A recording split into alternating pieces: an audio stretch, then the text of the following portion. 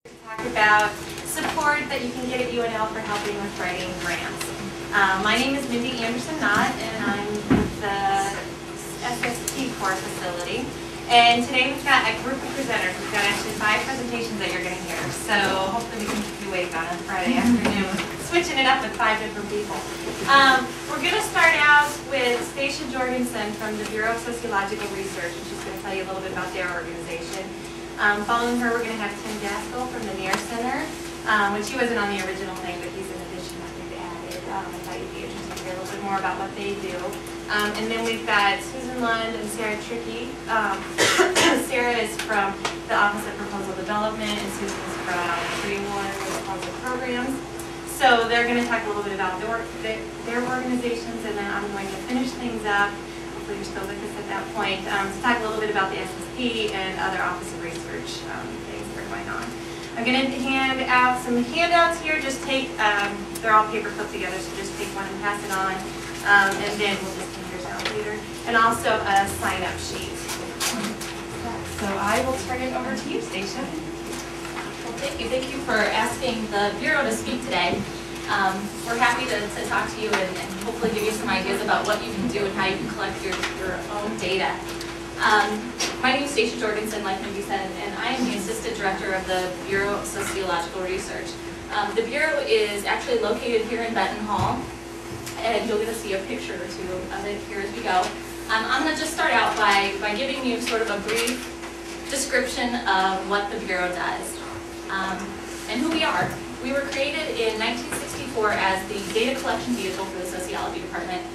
We just moved from Old Father Hall about a year ago, and we're located here in Benton now. But before we were sort of originally designed to be working only with sociology faculty. Now, since 1964, that has really evolved, and we do data collection help for any faculty and departments here on campus.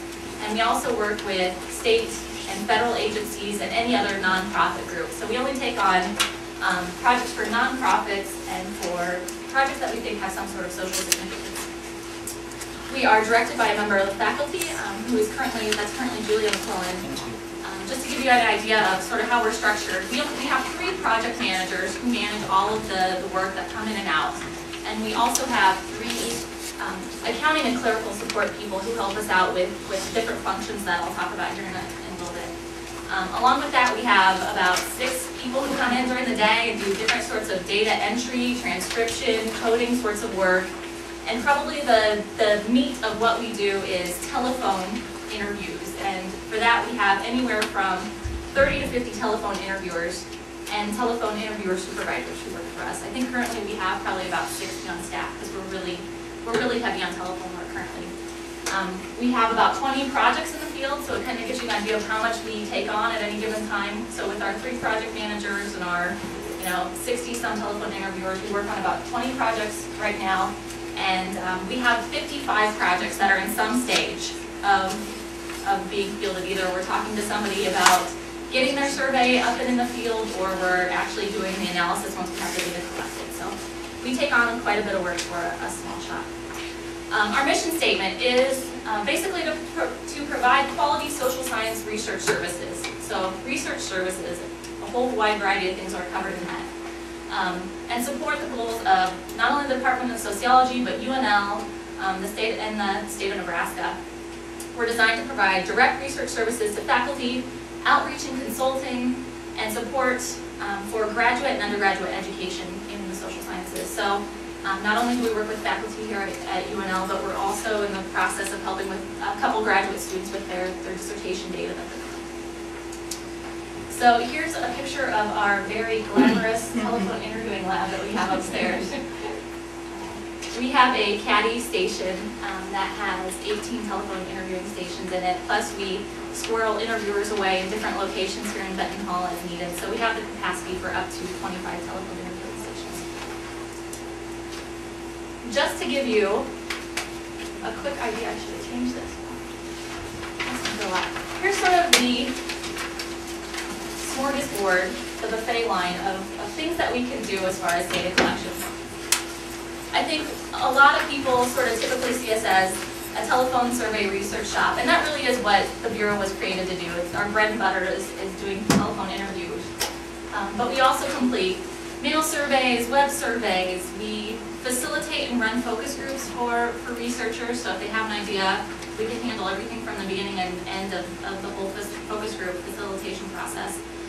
We also train people on how to run focus groups, so if you're working with a group of people and, or you're working with communities and you want people from the community to actually run the focus groups themselves, we have specialized training sessions to teach people how to do that. We do transcription work. We will code data, so we'll work with you on developing a coding scheme and actually code the data for you. We do all sorts of data entry work. We conduct cognitive interviews, which is something we're doing more and more these days for different faculty here on campus. One of the new things we're doing is creating specialized coding software for different faculty here, and I'll explain more about that in a little bit. We'll do personal interviews. We will recruit people to come to an event or to attend personal interviews for you. We've helped with evaluation work, so when people need that evaluation component for grants, that's becoming more and more needed. We help with that. We also help with grant administration and questionnaire design. Pretty much if you need help with some sort of data collection, we will try to help you and accommodate your needs. We don't have one sort of one size fits. We have a wide variety of services, and we'll try to make whatever you need work within what we do. So I have a few examples of sort of the typical data collection projects that people think of when they think of the Bureau of Sociological Research. So here's 3 examples.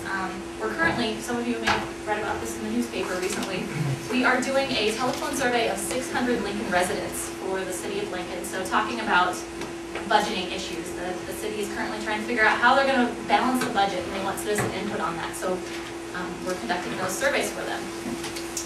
We are also in the process of collecting mail surveys, and those mail surveys involve a web option. So people can choose if they want to fill out that mail survey that we sent them, or enter a website and complete a survey. And we're doing that of superintendents, principals, and teachers for the Department of Education here in Nebraska. And we're also doing the Wave 2 interviewing for a nationwide study of about 4,000 women to ask them about their childbearing experiences. So we talk to Lincoln residents, people all over the nation, specialized populations. We try to help all of our different clients out. Now here's a few not so typical things that we help with. So thinking outside the box a little bit. So when you think about your project, you may not think, I don't need telephone interviews done. Why would I need the Bureau of Sociological Research? Here's a few examples of things that people don't always think about, ways that we can help them. For example, there's a couple different faculty members in the law college who were having their law students code different cases for them. So they had documents, they had different websites that they were trying to code information out of. And simply getting that information into some sort of database just wasn't a real easy process for them. They were trying to make Excel files, they were trying to make code books. It was really laborious. So we got hooked up with them, and what we have created for them is basically a web survey that their data coders have access to. So instead of trying to figure out how to manage all this in Excel file, they go to our website, and they basically answer a questionnaire for each code or each case that they're coding. And it's worked out really well for them. It's saved them time, their coders have better direction about what's needed for them, and their data files on the end are much more organized for what they're needing. The second bullet point here is another really sort of interesting thing.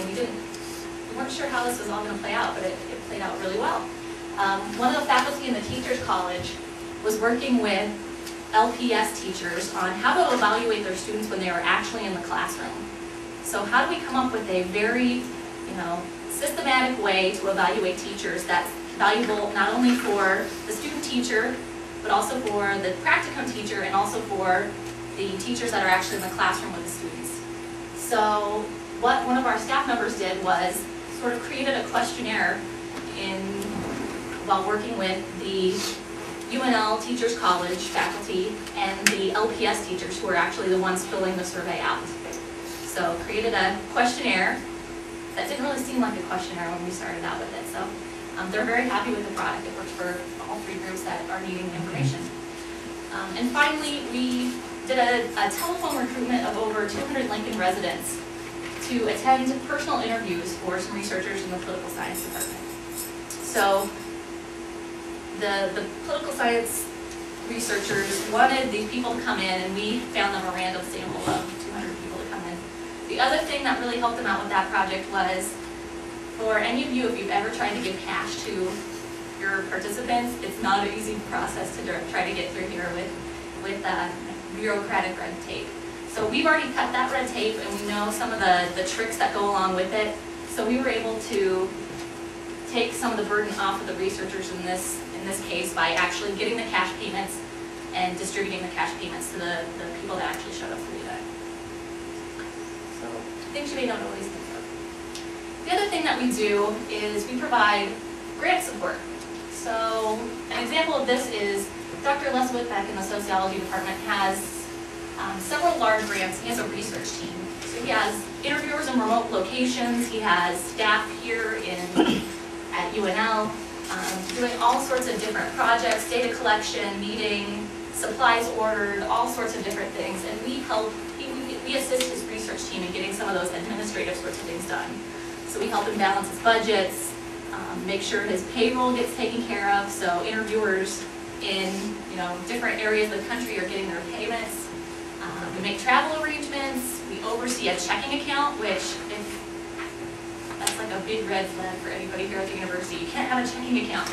We figured out how to get a checking account. So another one of those little tricky areas that we can help with.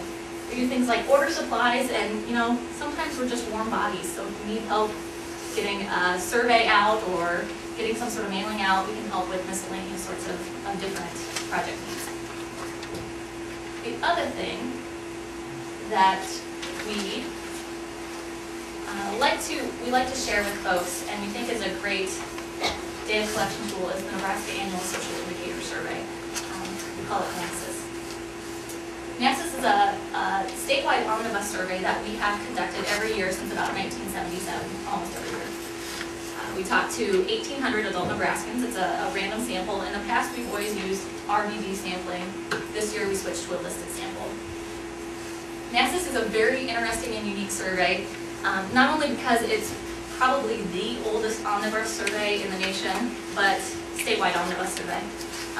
But it has this really neat design where it's based on a core set of demographic items, so things like age, income, how long have you lived in Nebraska, basic demographic things. And then each year, different clients buy portions of time on the survey. So last year we asked if people had heard of the sex offender registry, if they had had colon cancer screening.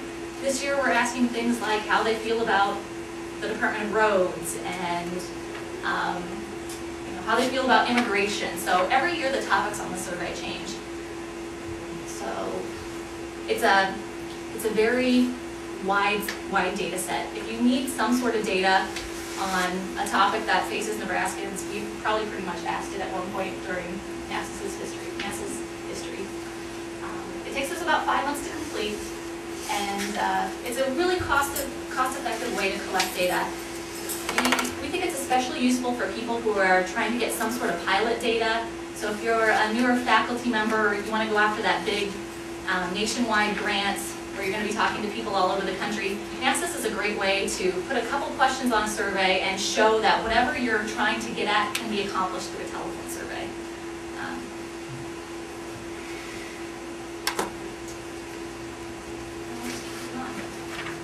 I like to show this because, we're sort of in this very small area here in Benton Hall. We have 3 project managers. It's sort of hard to get a grasp of all that we do with such a small staff, but here's sort of an insight. So since January 1st, and this was current as of yesterday, we sent out over 7,000 pre-notification letters or postcards, and keep in mind those are all stuffed by hand. No automation here. We processed about 1,000 completed mail or web surveys. We logged over 2,500 interviewer hours. We completed nearly 1,600 interviews across 2 different telephone surveys. We dialed over 67,300 telephone numbers by hand. So let's see, times that by, what is it, 9? lot of buttons being pushed. And we spent over 434 hours interviewing our respondents. We keep busy. So the question on everybody's mind, what can we do for you? So like I mentioned, we do a lot of different things, but we can collect your data by mail, web, telephone, in-person surveys. Again, whatever your data collection needs are, we try to match our staff up with it. We do transcription work, we do data entry, we do survey coding. We help prepare grant budgets, and this is probably what might help quite a few of you out. You have an idea, you sort of know where you want to go with your data collection, but a lot of times it's hard to get started because you don't know what you're going to get for your money. So we can help you figure that out. So if you have, you know how many interviews you want, or you have X amount of money, we can help you figure out where to go from there. We'll help you design your questionnaire. We have a lot of experience with submitting IRB documents, so we can kind of give some insight into that process. And especially help with some of the wording with some of those.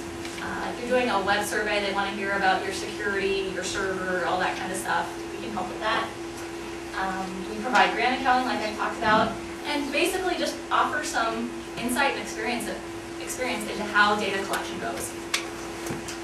So here's my little end slide. We've worked with a lot of different people over the years, and here's my helpful tips for how to make sure that your data collection project is really going where it needs to. First of all, plan ahead. There's always going to be some sort of challenge that comes up in a survey. I don't think I've ever worked on a project where at some point along the way we weren't either delayed because the questionnaire wasn't quite ready, or we didn't get quite the sample that we wanted, or the funding didn't come through, something like that. So plan ahead. What are we going to do if the IRB doesn't approve our protocol and we really need to get in the field next week? What are we going to do? What if my response rate is only 30% and I was anticipating a 60% response rate? How am I going to handle that? So really try to think ahead to some of the problems that might come along. If you're not sure what some of those problems are that might happen, come and talk to us, because we can maybe help out with some of that too. I think we've seen just about everything under the sun happen. Investigate realistic costs for completion of your project. And this is one of the big ones. I think a lot of times people don't anticipate how much it costs to actually get work done. How much is appropriate to pay research participants for their time, things like that. So really try to get a good idea of what you're up against. Don't reinvent the wheel. Places like the SSP and the Bureau are here to help you out. So don't feel like you're always having to start from scratch. This is another big one. Spill your guts. Tell us everything about your project.